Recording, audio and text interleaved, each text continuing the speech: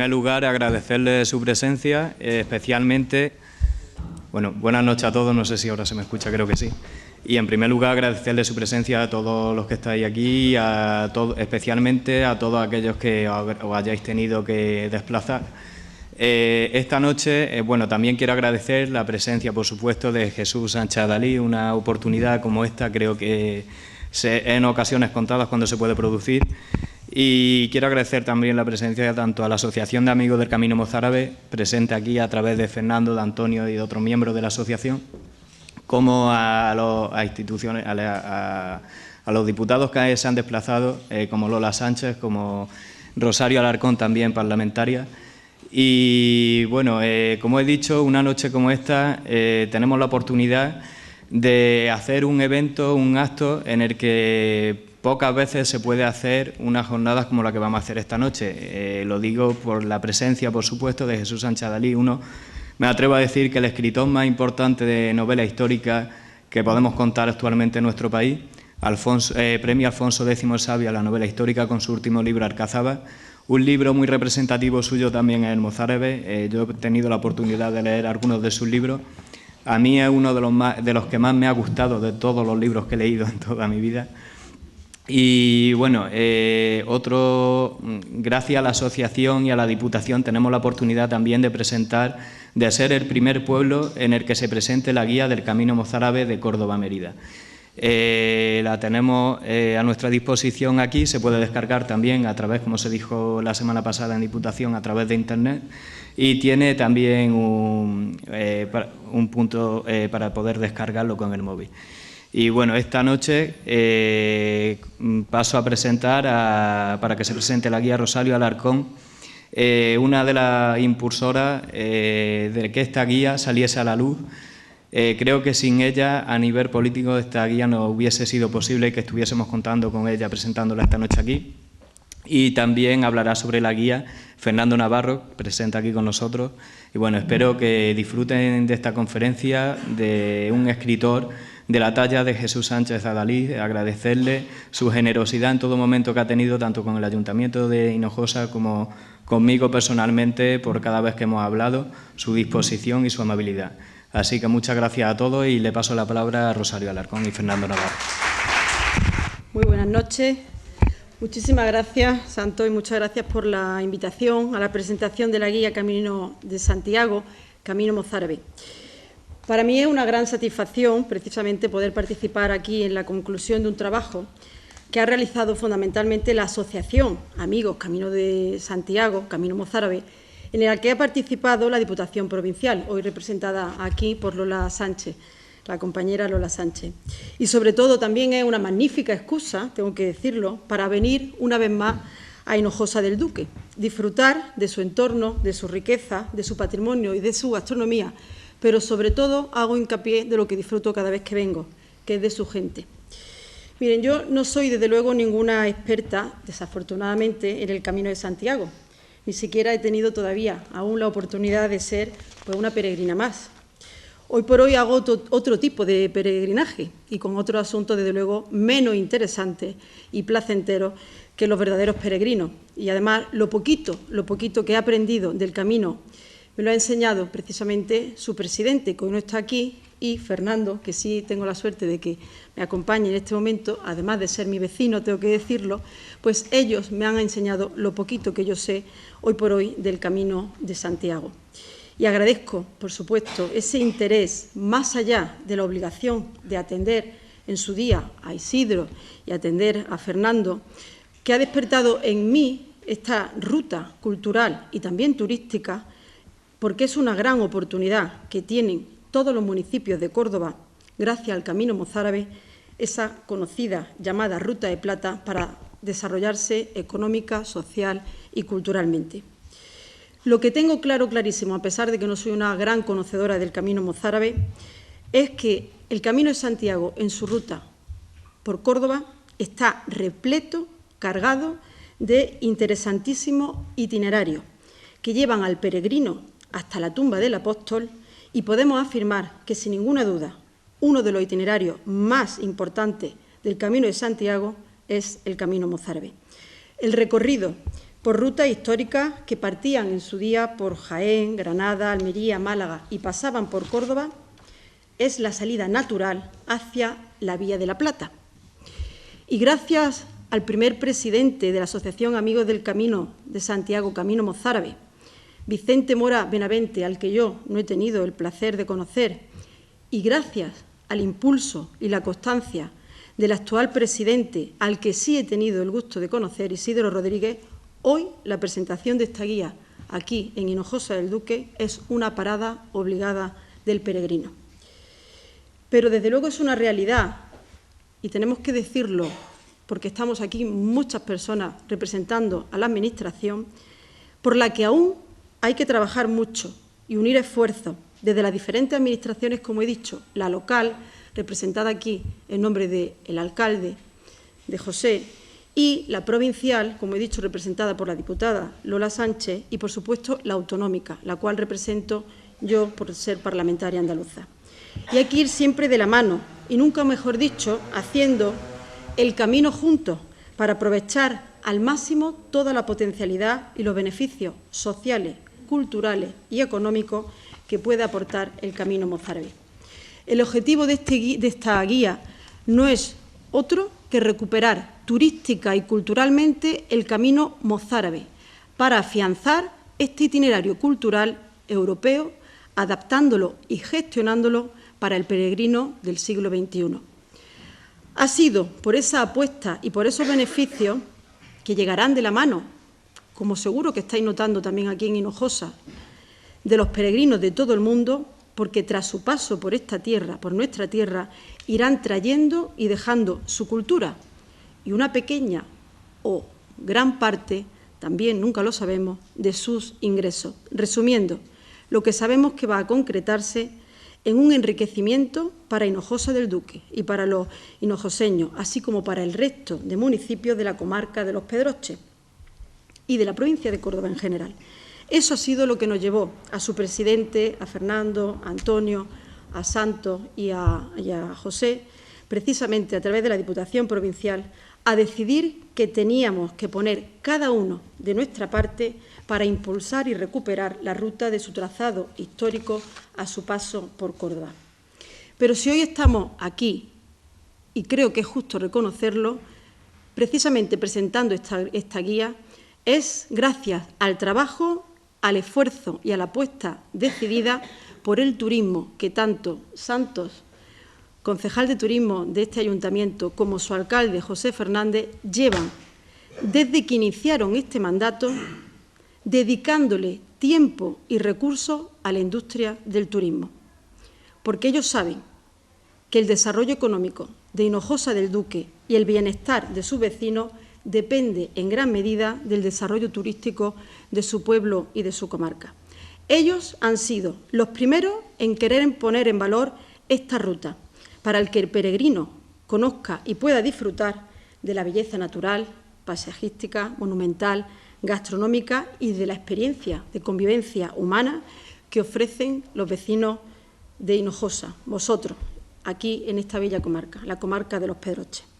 Enhorabuena y muchísimas gracias, José y Santos, precisamente por querer compartir con el resto del mundo todo lo que tenéis, junto con otros municipios como son Baena, Castro del Río, la propia Córdoba, Santa Cruz, Espejo, Cerro Muriano, Villarta, Alcaracejo y Villanueva del Duque. Y para terminar, diré que es además un verdadero lujo y una acertada decisión, con una apuesta muy clara y decidida por incidir en la historia, la cultura y, en definitiva, por la calidad del proyecto, la calidad que se le quiere dar a este proyecto, presentar esta guía trayendo para ello a una personalidad de las letras y figura de la novela, como es el escritor Jesús Sánchez Adalid, uno de los escritores, como ha dicho Santos, más prestigioso, galardonado y leído de España, al que confieso que estoy deseando de escuchar. Así que muchísimas gracias a todos y que hagamos el camino juntos hacia un mundo mejor. Muchas gracias. Buenas noches. Buenas tardes a todos. Quiero decir, en primer lugar, tres cosas.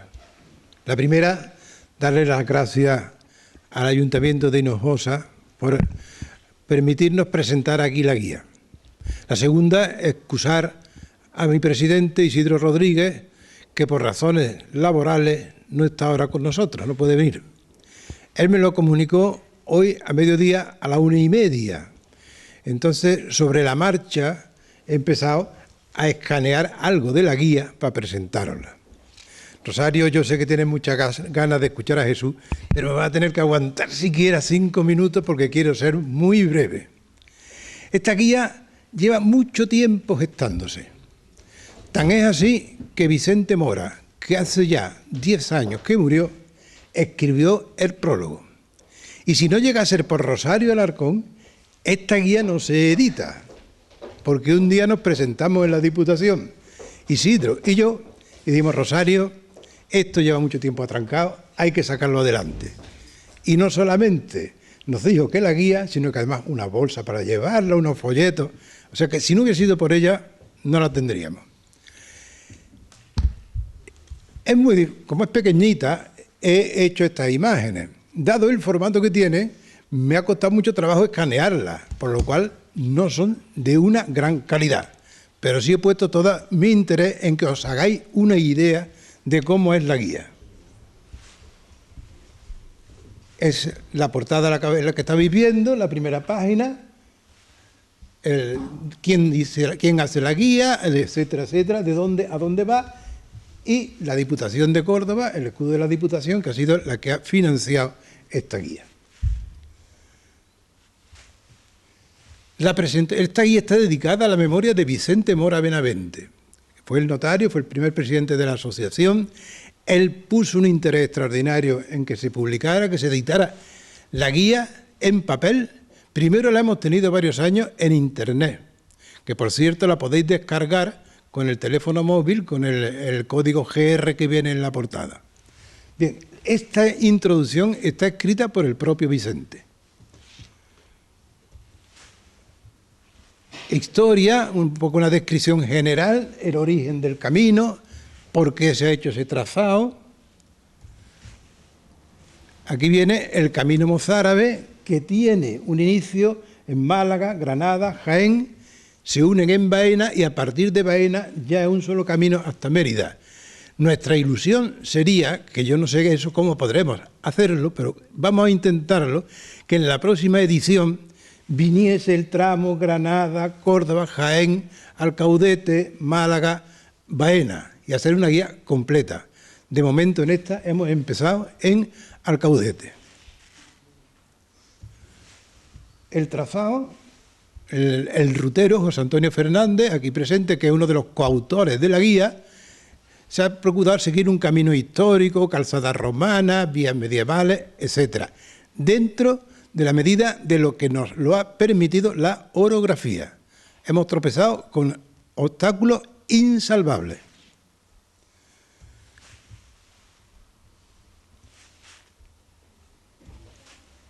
Las etapas, en la guía de cada etapa figura un plano, una descripción, los recursos que hay en cada localidad donde termina la etapa, y luego vienen unas fotos de esa etapa.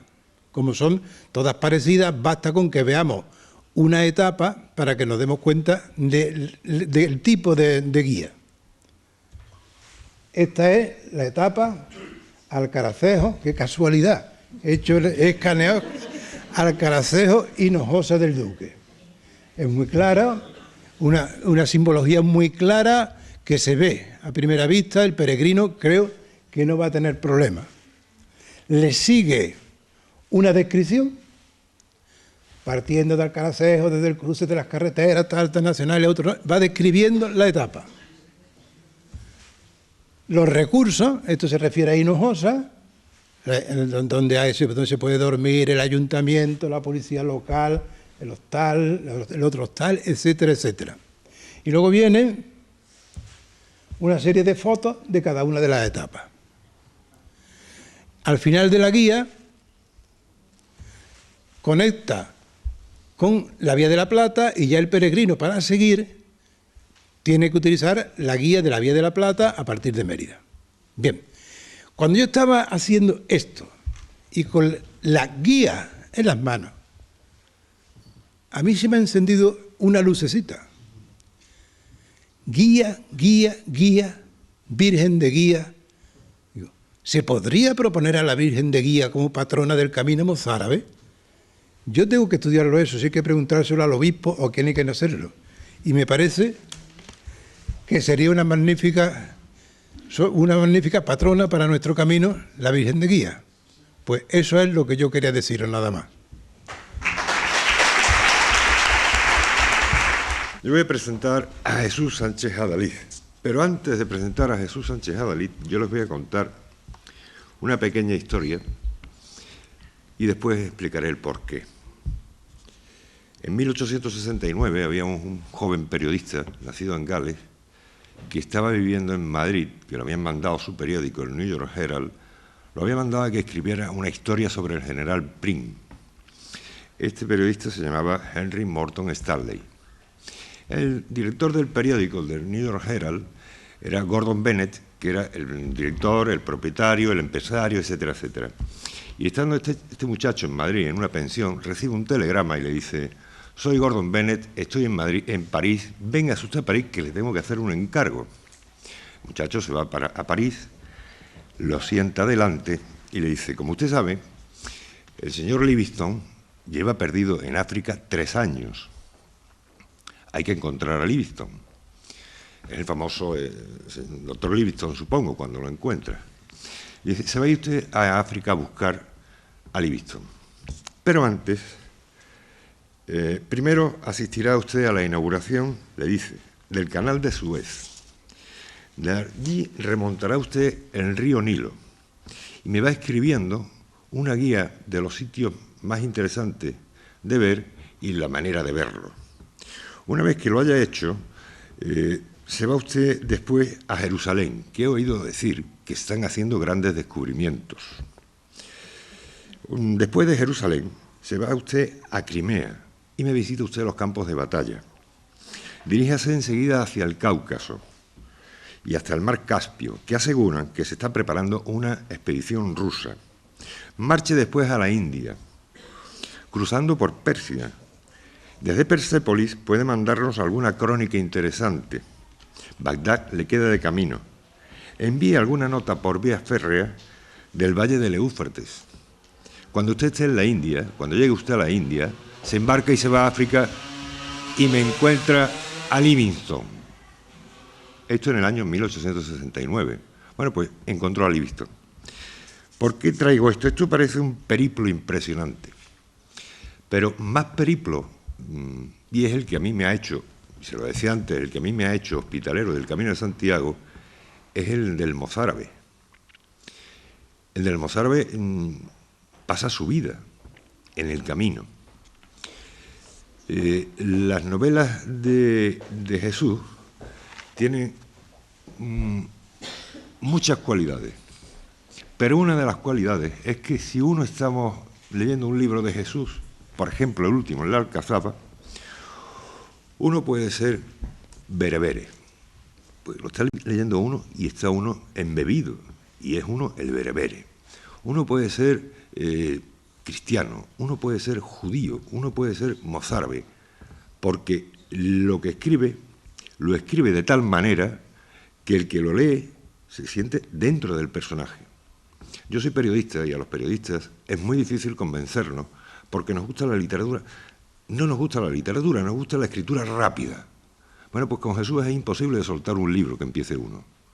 Empieza uno y está uno con un personaje, con otro personaje, con otro personaje, y se reúnen. A mí me recuerda a 2 autores que se unen. Uno es Mario Vargas Llosa y otro es el de El río de las tinieblas. Bueno, son dos escritores que cada uno aporta una cosa, pero Jesús aporta las dos a la vez.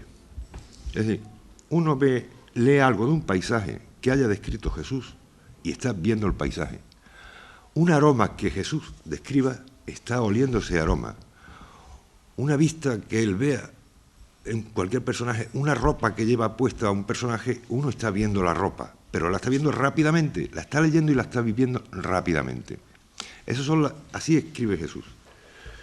Y decía antes que a mí el mozárabe me hizo hospitalero, porque en el mozárabe uno va viendo las necesidades que va teniendo el mozárabe. Pero no solamente en el mozárabe, en otros libros, en la Alcazaba, uno va viendo las necesidades que van teniendo todos, uno va viendo la vivencia de todos. Hay un personaje en la Alcazaba que es, lo tengo por aquí apuntado, que es el abad del monasterio de Cauliana, efectivamente, que dice una frase muy curiosa. Conservemos la memoria de lo que fuimos. El mayor defensor de conservar la memoria de lo que fuimos es Jesús Sánchez Adalid. Uno aprende historia con Jesús Sánchez Adalid, porque nos han interpretado una historia, pero Jesús no nos interpreta una historia. Jesús nos relata la historia tal cual fue. Y le tengo que decir que hay una cosa que geólogos y estudiosos del tema ponen en duda, y ahí Jesús lo sabrá, o si no lo sabe yo se lo digo, ponen en duda que existiera la batalla de Guadalete. Pues no se han encontrado restos por ningún lado, ni por la zona de Don Rodrigo, ni por la zona de los Merry, ni por las fincas aquellas. No hay ni un resto de la batalla de Guadalete.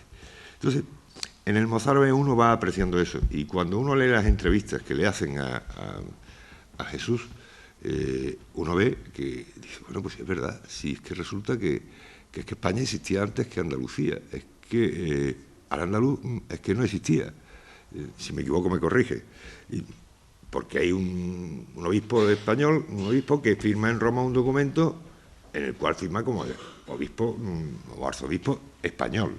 Entonces, Jesús nos descubre la historia tal cual fue.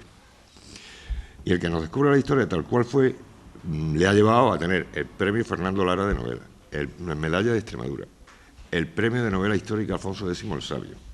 Ha escrito El alma de la ciudad, El cautivo, En compañía del sol, Félix de Lusitania, Luz de Oriente, El mozárabe, La sublime puerta, La tierra sin mal, El caballero de Alcántara, Los milagros del vino, Galeón, Alcazaba, que yo sepa, más conferencias y artículos en prensa.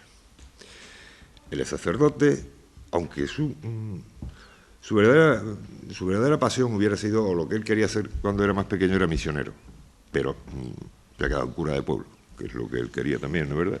Te has quedado cura de pueblo. Sí, pero él quería ser misionero. Es licenciado en Derecho por la Universidad de Extremadura, ha sido juez, es licenciado en Filosofía y Letras, en Filosofía y Teología, además es licenciado en Derecho Canónico por la Universidad Pontificia de Salamanca.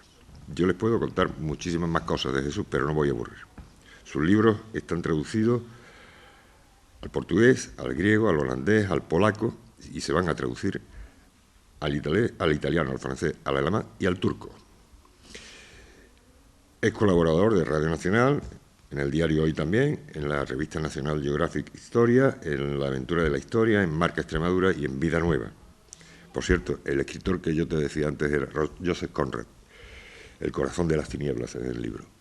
Bueno, yo no me quiero extender más. Yo podría seguir hablando, pero le voy a pedir un favor a Jesús, que todos los que estamos aquí somos unos hemos hecho el camino, otros no han hecho el camino, y entre todos yo veo que tú podías. ¿Cuándo nos vas a escribir algo del Camino de Santiago, del Camino Mozárabe? Porque es que todos los peregrinos estamos deseando ponernos a hacer el Camino Mozárabe con un libro de Jesús y empezar a leer y hacer el camino como nos lo describa él, porque vamos andando y no vamos viendo, las vamos viendo pero no las vamos apreciando. Yo estoy convencido que si llevamos un libro de Jesús Sánchez Adalid, vamos a apreciar el camino. Nada más, aquí está Jesús.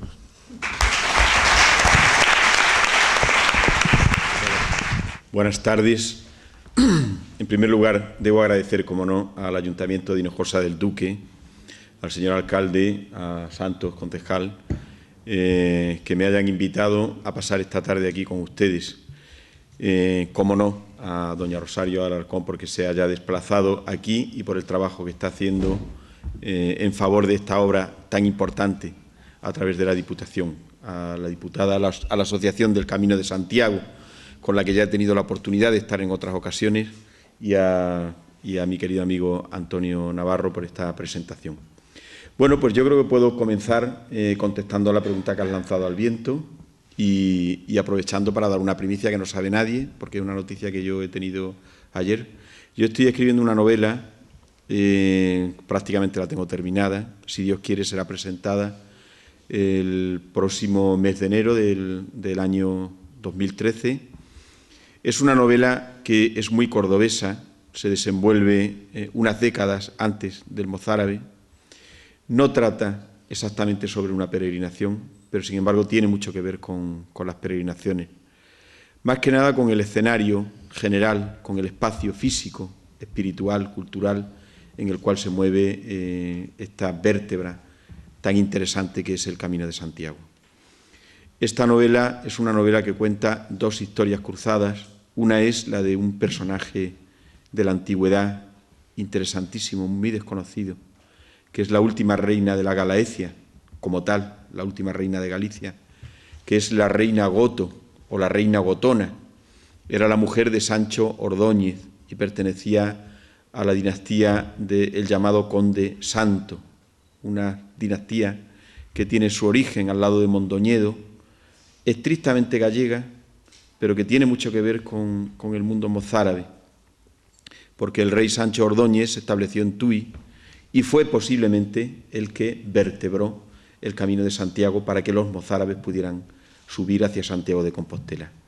El camino antiguamente no se llamaba el Camino Mozárabe, nosotros le hemos puesto ese nombre con una necesidad práctica en el tiempo presente, pero que existía un camino que iba a Santiago de Compostela y que ese camino partía de Córdoba, de eso no nos cabe la menor duda, lo sabemos. Y sabemos, además, con absoluta certeza, que los primeros peregrinos hacia Santiago de Compostela, eso lo saben también allí en el Templo del Apóstol, partieron sin duda de los territorios mozárabes. Y después esta tradición se extendió por todo el orbe y al final todo el occidente acabó peregrinando a Santiago de Compostela. Pero las primeras peregrinaciones sin duda son mozárabes y dentro de un rato explicaré por qué. Pues bien, esta novela de la cual le hablo, que en principio se iba a llamar Galaecia, porque tenía que ver con los contactos de la Córdoba califal, con aquella Galicia mítica para los andaluces de entonces, como lo era Al-Ándalus para los gallegos de entonces, que en sus escritos llamaban a Córdoba ornato del mundo. Fijaos el significado que tenía para ellos Córdoba. Esta novela va a desvelar, sobre todo, que el norte y el sur no eran dos compartimentos estancos que vivían de espaldas, sino que tenían una comunicación de energía, de cultura, de vida, que se manifiesta sobre todo en muchos de los hitos fundamentales de Galicia, de los puntos fundamentales que hoy visita mucha gente y que lo tienen ellos, desde luego, como lugares principales y emblemáticos de su cultura, como puede ser el monasterio de Castrelo de Miño, toda la Ribera Sacra o Ribas de Sil, que estuvo siempre poblada por mozárabes, muchos de ellos cordobeses, el gran monasterio de Santo Estevo de Ribas de Sil, que fue fundado, según sabemos, por 6 obispos mozárabes. De hecho, conserva el claustro de los obispos. Estos 6 obispos mozárabes, sin lugar a dudas, venían de Al-Ándalus. El monasterio de Celanova, donde está la famosísima capilla de San Miguel de Celanova, que es de estilo mozárabe, y el libro más famoso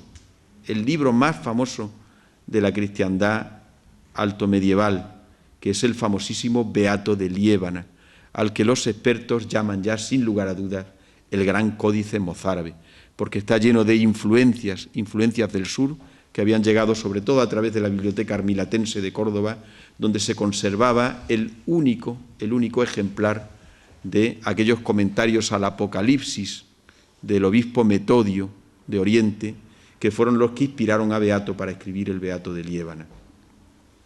Pues bien, esta novela, que tratará de todas estas cosas y que las irá enlazando unas con otras, presentando al mismo tiempo una trama divertida para que el lector no se aburra y lo pueda leer además en el camino, pasar un buen rato y saber por los lugares por donde está pasando, se va a llamar El Camino Mozárabe, con lo cual será una buena oportunidad para que este proyecto, al que sin lugar a dudas animo a esta población tan bonita y animo a Córdoba y a su Diputación a que tiren con él hacia adelante, porque está funcionando en todas partes de maravilla.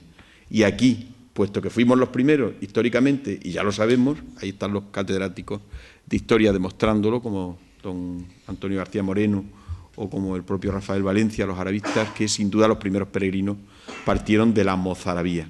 Pues por lo tanto, esto debe protegerse, adelante con esa guía, habrá que hacer más, habrá que seguir trabajando, habrá que hacer albergues, y aquí tendrán que venir muchos peregrinos, de Japón, de Estados Unidos, del norte de Europa, del este, de Canadá, de África, de donde sea, de todos los sitios donde hay asociaciones ya del peregrino que están por toda España. El año pasado he tenido la oportunidad de dar la ponencia inaugural del Congreso Internacional de los Caminos de Santiago, en el cual se habló del camino mozárabe, y hubo, desde luego, una absoluta unanimidad entre todas las asociaciones del Camino de España en que los próximos años o serán los del camino mozárabe o no serán, porque el camino francés ya está suficientemente promocionado. Es interesantísimo, es una maravilla, pero es una pena que tenga el nombre de francés, porque es un camino que, en fin, que es el camino, no deja de ser el camino de Santiago. Pues bien, les decía que los primeros peregrinos partieron de la mozarabía. En primer lugar, hay que encuadrar a los mozárabes en su marco histórico. Hay que situarlos en su sitio. Yo no soy un historiador, soy un recreador de la historia, un novelista. He estudiado las humanidades, pero quizá tuve un destello de intuición, estas cosas que pasan alguna vez en la vida, cuando me di cuenta de que había muchas novelas escritas sobre las tres culturas, lo que hemos dado en llamar las tres culturas, en las cuales se hablaba de musulmanes, mucho. Ha habido una época de lo que se ha llamado el maravillosismo islámico. Ha estado bien, porque nos ha aportado además unas rutas muy interesantes, sobre todo al sur de España, porque poseemos de verdad unos vestigios que tienen un grandísimo interés y porque además a nuestra cultura y a nuestra realidad le dan un toque exótico que yo creo que es muy español. La otra cultura es la cultura judaica, la cultura hebrea, que indudablemente está en nuestras raíces, está en nuestras ciudades, está en los barrios, está en los monumentos. En la propia Córdoba tenemos una judería y tenemos una sinagoga interesantísima, igual en Toledo, igual en Zaragoza, igual en Segovia, igual en Ávila, en prácticamente todas las ciudades importantes españolas había una judería y también en muchos pueblos, en muchas comarcas, en muchas regiones. Y después estaba la cultura cristiana. Pero mira por dónde, y no sé por qué, la cultura cristiana siempre eran los cristianos del norte. Los cristianos del norte eran los que habían llegado después del movimiento de población colonizador, sobre todo, y guerrero, carolingio, es decir, después de que el imperio franco-germánico se consolida con la persona de Carlomagno, después de la coronación de Carlomagno, y se decide a impulsar la reconquista española, como después se decidirá también a impulsar las cruzadas. Esos cristianos parece que estaban en el norte, tenían unas peculiaridades, unas características, incluso en nuestro imaginario colectivo los veíamos siempre de la misma manera. Eran del estilo, digamos, del Cid, vivían siempre en los territorios del norte y si bajaban al sur era solamente para hacer la guerra. Había una franja imaginaria o real, no lo sabemos, que era la tierra de nadie, que separaba el mundo del norte y el mundo del sur. Al sur le hemos llamado Al-Ándalus y hemos pensado que era neta y absolutamente musulmán, y al norte le hemos llamado, bueno, en primer lugar se llamó a todo la Galaecia, porque es un error llamar Asturias al norte, aunque existen reyes asturleoneses. Después fue la monarquía leonesa, en Castilla solamente había condes, y después fue el reino de Castilla. Luego está la unificación de reinos, como todo el mundo conoce, en la unión de Isabel y Fernando, y la finalización de la Reconquista. Hemos pensado que es un movimiento que baja desde el norte. ¿Qué pasaba aquí? Falta un eslabón, que es el eslabón perdido de nuestra cultura. En efecto, fuera realidad o no fuera realidad la batalla de Guadalete, que no lo sabemos porque ciertamente no han aparecido ninguno de estos restos, sabemos que hubo una invasión, pero también sabemos que la cultura precedente no desapareció. La cultura precedente era la cultura romano-visigoda. Esta cultura romano-visigoda tiene un sustrato de población muy interesante, que está formado por la población tardorromana, la población del Bajo Imperio. Las dos primeras invasiones de bárbaros y, por último, el reino visigodo tal cual, con todos sus problemas, con todos sus conflictos interiores, con su propia corrupción y su degeneración, que al final es lo que provocó la invasión de los musulmanes. Tenemos muy pocos escritos de esa época, por desgracia, pero no carecemos de ellos. Tenemos crónicas cristianas y tenemos crónicas musulmanas que son suficientemente elocuentes para hacernos una idea de lo que sucedió. Entre las crónicas cristianas está la que se llama, además con derecho, la crónica mozárabe. Es un documento escrito en el año 754 o 757, en fin, porque hay dos piezas del manuscrito, que se llama Mahat Mahmuda, pero que en realidad es la crónica mozárabe. Esta crónica mozárabe nos cuenta de la entrada de los musulmanes en la península ibérica.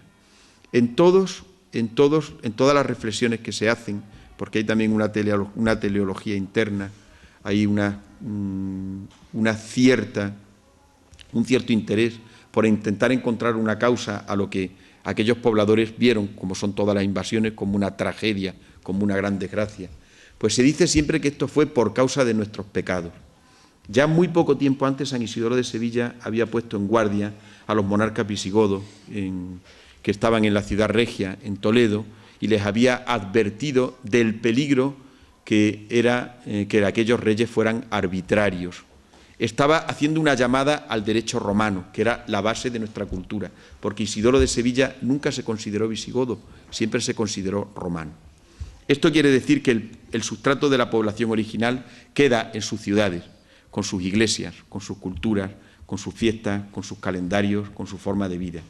Y los musulmanes adoptan aquí pues, la figura, como son todos los imperios, en primer lugar de una invasión y al final ya de una invasión establecida y de una cultura y de una civilización propia. A esta población que durante todos estos siglos permanece viviendo todavía en sus barrios, con su propia identidad, con su idiosincrasia, con su realidad y estando totalmente seguros de dónde vienen, de dónde descienden, se les llama dhimmíes, con el mismo nombre que a todas las poblaciones de cristianos que vivían en territorio musulmán. Este nombre finalmente, sobre todo a partir del siglo X, se cambiará por el de Muztarab, que es una palabra persa, que significa algo así como domesticados, y hace referencia a los cristianos que viven en territorio musulmán y del cual deriva la palabra mozárabe. Casi en ningún escrito a los mozárabes de estos 3 primeros siglos se les llama mozárabes, sino dhimmíes. Pero tenemos muchas referencias a ellos. Por ejemplo, la de que tuvieron un reino asociado que funcionó en el territorio de lo que hoy es Murcia y que se les llamó el reino de Todmir. Este Todmir era Teodomiro, un descendiente de la alta nobleza visigoda, quizá de la realeza, que estableció un pacto con los musulmanes que entraron en la península ibérica y le permitieron mantener toda la estructura de su gobierno, de su sociedad, simplemente pagando el impuesto que tenían que pagar los cristianos y los judíos a los dominantes musulmanes. Sabemos también por los cronistas que también en la ciudad de Mérida gobernó un duque durante mucho tiempo, este duque Claudio, que permaneció en la ciudad de Mérida gobernando a la población cristiana, se mantuvo todavía en los lugares que correspondían a los cristianos, los conventos y monasterios, entre los cuales estaba el de Cauliana, en Mérida, que era un monasterio afamado, que tenía además unas relaciones interesantísimas con los monasterios de Córdoba. Córdoba tenía el movimiento monacal más interesante de Occidente en el siglo VIII, en el siglo IX y todavía en el siglo X. Los escritos antiguos hablan de la biblioteca armilatense, a la que me he referido anteriormente, que es donde estaba ese manuscrito interesantísimo en el que se basa el Beato de Liébana, el manuscrito de Metodio. Esta biblioteca armilatense de monjes de la regla de San Leandro. Daos cuenta, todavía no había entrado la regla de San Benito en el sur de España, no habían entrado los grandes movimientos monacales que vienen del norte, los monjes blancos y los monjes negros, los monjes del Císter, la reforma de Cluny, que es del siglo IX, todavía no ha llegado a Córdoba, porque Córdoba tenía su propia regla, la regla de San Leandro, que había sido un obispo de la época visigoda, y aquellos cristianos se consideran todavía continuadores de los visigodos. Hasta tal punto eran fieles a sus costumbres y a sus tradiciones que en pleno siglo IX, en el año 850, se levantan, no en armas, sino en una rebelión pacífica, algo parecido a lo que haría muchos siglos después Gandhi frente a los dominadores ingleses. Se levantaron aquellos mozárabes con Álvaro Paulo a la cabeza. Todos los Álvaros españoles se llaman Álvaro por Álvaro Paulo. Álvaro Paulo es un beato importantísimo de esa época, mártir en Córdoba. Y aquella población cultísima, preparadísima, que tenía en la raíz de su cultura la esencia de lo que había sido la romanización, la verdadera civilización, se levantan y manifiestan que quieren seguir conservando su fe, sus tradiciones y su calendario. Esto provocó la ira del segundo de los Abderramanes, de la dinastía de los Omeyas, y padecieron muchos cristianos a los que se ha llamado después los mártires de Córdoba. Son muchos, podríamos hablar de ellos, pero esto da para otra conferencia, para una conferencia muy larga. Después de aquella rebelión, se consolida la mozarabía en un sentido pacífico, porque en el año 850 se hace un concilio. En este concilio el obispo de Córdoba se da cuenta de que por ese camino lo único que va a conseguir es que todos los cristianos de Córdoba acaben con la cabeza cortada. Entonces decide en el concilio que a partir de ese momento se viva pacíficamente con la dominación musulmana, que se pague el impuesto y que la comunidad cristiana viva su vida y ejerza su realidad dentro de sus barrios, haga su vida cotidiana dentro de sus barrios. Esto crea un mundo ad intra, hacia adentro, un mundo en el cual consolida y hace más fuerte todavía a la comunidad cristiana y que sin embargo no la hace beligerante frente a los exteriores. Frente a los dominadores, perdón. Digamos como conclusión que aquellos cristianos sencillamente se dan cuenta o piensan o se resignan a que ya no va a volver el ordo godo, lo que ellos llamaban el orden godo, sino que no les queda más remedio que vivir ya subyugados por el Islam, aún manteniendo su cultura, igual que las juderías, igual que los judíos de la diáspora, en muchas ciudades de Europa, en muchas ciudades del mundo, desde la antigüedad. No sabemos cómo sería aquella vida. Por desgracia contamos muy pocas descripciones, tenemos algunas, pero podemos imaginar cómo fue. Basta con que emprendamos un viaje físico o cultural a las comunidades de dhimíes que han permanecido en los territorios musulmanes que no fueron después reconquistados y que habían sido territorios romanos. Por ejemplo, Egipto. En Egipto permanecen todavía las comunidades de cristianos coptos, siguen viviendo en sus barrios, tienen sus catedrales, tienen su propia liturgia, que es descendiente nada menos que de la liturgia de San Juan Crisóstomo. Es la liturgia más semejante, más parecida, quizá igual a la que tenían los cristianos mozárabes en la península ibérica, porque habían sido dominados por los musulmanes en la misma época y se han conservado hasta el día de hoy. Cuidado, no creáis, como quizá hemos pensado muchas veces simplificando, que es una población residual y muy pequeña. Es el 15% de la población de Egipto. Esto quiere decir que de 100 egipcios, 15 son cristianos, desde tiempos inmemoriales, desde época de los romanos, desde época de los Ptolomeos, desde época de Cleopatra, desde esa misma época. Más antiguos incluso que los cristianos de la península ibérica. Hace poco habréis visto en televisión o habréis leído noticias acerca de la visita del Papa al Líbano. En el Líbano hay 5 comunidades que conviven con la civilización musulmana, que son los cristianos maronitas, las confesiones propias de los ritos siríacos del Líbano. En Jerusalén tenemos los armenios. En Oriente está el único país cristiano, el más antiguo del mundo, que vive rodeado totalmente por países musulmanes, que es Armenia, del cual se está hablando últimamente, y en Turquía viven todavía en la Capadocia muchas comunidades de cristianos que son descendientes de la gran iglesia constantinopolitana, la iglesia de Constantino, la iglesia del siglo II. Esto quiere decir que este eslabón perdido de nuestra cultura, que ha sido tan desconocido, está en nuestra entraña. Por eso nosotros hablamos castellano. Si nos fuéramos a los orígenes filológicos de nuestra lengua, tenemos que llegar a la conclusión de que forzosamente es la lengua de los mozárabes, porque nuestra lengua es una lengua rústica del latín. Y si todos los cristianos, como han dicho siempre y como nuestro imaginario colectivo está, hubieran venido del norte, nosotros hablaríamos una lengua franco-germánica. Y sin embargo, hablamos una lengua que viene de las lenguas rústicas del latín. La lengua de Galicia se parece muchísimo a la nuestra. Es la misma lengua. Es una derivación de esta lengua original. Por la cuestión de las lenguas vernáculas, a una se le ha llamado catalán, a otra se le ha llamado castellano, porque es por la zona de Castilla, que es la que hablamos todos nosotros, a otra se le ha llamado portugués y a otra se le ha llamado galaica, incluso hablan de una astur leonesa. Pero, sin embargo, la raíz es la misma, no cabe la menor duda. Ha sido solo el paso del tiempo y la localización de la lengua lo que ha hecho que sea diferente. La única lengua vernácula originaria y absolutamente original que hay en España es el vasco, el euskera. Se acabó. Las demás son todas la misma lengua y la misma raíz.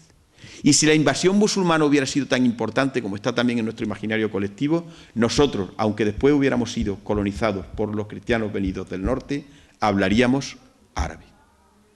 Como en un determinado momento todos hablábamos latín. Como en ningún momento llegamos a hablar las lenguas visigodas. Conservamos palabras, conservamos ejemplos, pero sin embargo nosotros somos de raíz latina, hablamos la lengua rústica latina. He dicho antes que San Isidoro siempre se consideró romano. En la raíz de aquellos cristianos, como en los de todo el mundo, estaba siempre la raíz romana. Ellos se consideraban católicos romanos. Y precisamente ese fue el gran logro de la conversión de Recaredo y de la predicación de San Isidoro de Sevilla. El haber conseguido que aquella cristiandad entroncase con la Roma de siempre, con la Roma apostólica. Pues bien, en lo que al camino se refiere, y es aquí donde tenemos que hablar del tema que nos trae, es muy posible que por un mimetismo cultural, en los 100 primeros años de la dominación musulmana, donde todos los musulmanes, por una obligación de su religión, sabéis que las obligaciones de los musulmanes son 5, hacer la oración 5 veces al día, hacer limosna, son 3, y peregrinar 5 oraciones al día, hacer limosna y peregrinar una vez en la vida a la Meca. Todos los vecinos de los cristianos que permanecían aquí, cuando la población se empezó a hacer musulmana, porque una parte importante de aquellos cristianos se convirtieron en los muladíes. Los muladíes son los cristianos convertidos al Islam. Cuando esta parte importante empezó a peregrinar a la Meca, los cristianos tuvieron la necesidad por mimetismo de encontrar un centro propio de peregrinación. Entonces es cuando surge aquella leyenda, historia o realidad, no lo sabemos, de que la predicación de Cristo, la raíz cristiana, había llegado al extremo del mundo. ¿Y el extremo del mundo dónde estaba? En lo que se había llamado desde antiguo, ya desde época romana, el fin de la tierra, el finis terrae. Y es precisamente en el finis terrae donde está el sepulcro del apóstol Santiago. Con lo cual se cumplía aquella profecía que hizo Cristo: id y predicad el Evangelio hasta el fin de la tierra. Esto estuvo en la raíz de los pueblos cristianos desde sus orígenes. Cuando los cristianos de aquí pensaron que se acercaba el año 1000, que se avecinaba el año 1000, tuvieron la sensación de ir hasta el fin de la tierra y empezaron a moverse en un movimiento masivo de población, que es lo que generó finalmente el Camino de Santiago. No nos cabe la menor duda de que el origen del camino es mozárabe. El Codex Calixtino es muy, muy, muy posterior. El Codex Calixtino, sin duda, sin lugar a dudas, consolida, institucionaliza el camino franco, pero originariamente las peregrinaciones son mozárabes. Y si no, la Ribera Sacra y toda la Ribeira y la vía senabrense no estaría sembrada de monumentos mozárabes. Fueron los mozárabes los que instituyeron el camino y fueron los mozárabes los que primeramente se empezaron a poner en movimiento. No quiere decir esto, no se me malinterprete, que el sepulcro del apóstol Santiago sea mozárabe. Esto sería una memez, no hay que decir eso. Precisamente es universal y la característica del camino es universal. Lo que hay que reivindicar las sendas, porque hay 3 movimientos de población que es lo que hicieron el occidente que nosotros conocemos. En primer lugar, los romeros, de donde vienen todos los nombres de todas las romerías. Ustedes tendrán romería aquí en Hinojosa, ¿verdad? Todos los pueblos tienen romería. Pues la palabra romería viene de ir a Roma. Cuando la gente peregrinaba, iba a Roma. De ahí viene la palabra romería. Me voy de romero.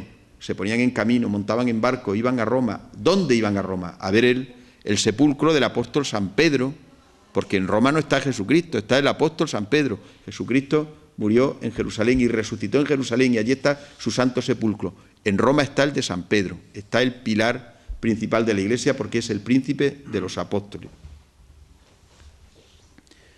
En segundo lugar, cómo no, el lugar más alejado, pero el más importante, los santos lugares, que a partir del siglo VI quedaron casi prácticamente separados de aquel occidente cristiano. En los santos lugares estaba el Santo Sepulcro. Los que viajaban a Jerusalén se les llamaba palmeros. Y por último, el templo del extremo de occidente, del fin de la tierra, que era el templo donde está el sepulcro del apóstol Santiago. Los que iban al sepulcro del apóstol Santiago se les llamaba peregrinos. Y de ahí la palabra peregrino se extendió a todas las peregrinaciones, pasa a nuestro diccionario de la lengua española, haciendo referencia al todo por la parte, porque los que peregrinan a Santiago de Compostela son los peregrinos por excelencia y los que peregrinan a Jerusalén son palmeros y los que peregrinan a Roma son romeros. También se tomó el todo por la parte y todas las peregrinaciones a los templos particulares, a los templos pequeños, ermitas, santuarios, conventos, se les acabó llamando romerías. En fin, el fenómeno del Camino de Santiago es tan rico en sí mismo, es tan poderoso, tiene tanta fuerza, que unido a un elemento tan interesante como es la realidad mozárabe en España, la cual debemos rehabilitar, porque quizá es nuestra base cultural más identitaria, más característica. Sería una pena que Al-Ándalus o que la mitad de España se identificara solamente con el fenómeno andalusí. Es como cuestión turística, como cuestión anecdótica, como cuestión cultural, tiene mucho valor, pero no como cuestión identitaria. Hay muchas otras cosas como cuestión identitaria en el pueblo andaluz, como para que solamente sea lo andalusí. Lo andalusí es una peculiaridad solamente, pero no es la totalidad de la esencia identitaria andaluza. El fenómeno mozárabe yo creo que es muy interesante y por eso el nombre de camino mozárabe para esta ruta, para esta vía que entronca con la Vía de la Plata hacia Santiago de Compostela, me parece el más adecuado. Sería una pena también que, como nos ha sucedido durante siglos, identificáramos lo mozárabe solamente con o una lengua, o una liturgia, o un estilo arquitectónico. Lo mozárabe es mucho más. Lo mozárabe es mucho más. El mozárabe quizá en un determinado momento tuvo que sufrir el encontrarse en medio de la presión de dos culturas. Cuando estas dos culturas estaban enfrentadas en plena Reconquista, no olvidemos que aquí todavía permanecía gente que no se había movido de aquí, que no habían venido de fuera y que habían soportado la tensión de este choque. Con todo, siempre hay que dar gracias a Dios, porque yo soy de los que piensan que de la confluencia de culturas, de la mezcla de las razas, de las culturas, surgen las formas de ser más ricas, más identitarias, más peculiares.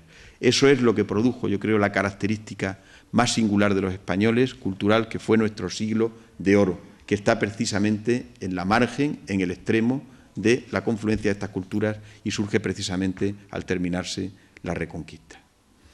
Les quiero dar la enhorabuena por el proyecto que han iniciado aquí, ponerme a su disposición para todo lo que necesiten de mi persona y agradecerles su presencia esta tarde. Muchas gracias.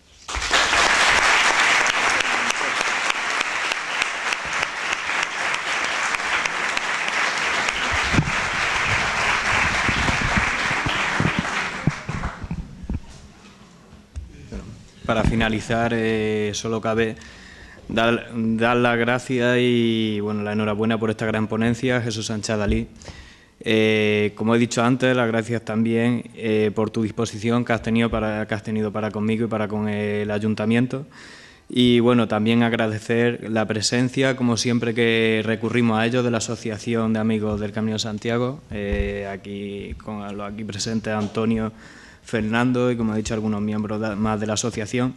Y, por supuesto, dar las gracias a Rosalía Alarcón por hacer posible que esta guía se haya salido a la luz y la tengamos esta noche aquí con todos nosotros. También quiero decir que todo aquel que quiera hacerse de la guía del Camino de Santiago puede llamar al número de teléfono del Ayuntamiento, la Oficina de Turismo de Hinojosa del Duque, y allí le cogeremos los datos de contacto y se la enviaremos lo antes posible. Y también, por último, antes de salir, quiero decir que todo aquel que quiera esta ponencia de Jesús Sánchez Adalid la hemos impreso en carpeta y se le repartirá a todo aquel que quiera. Muchísimas gracias y buenas noches a todos.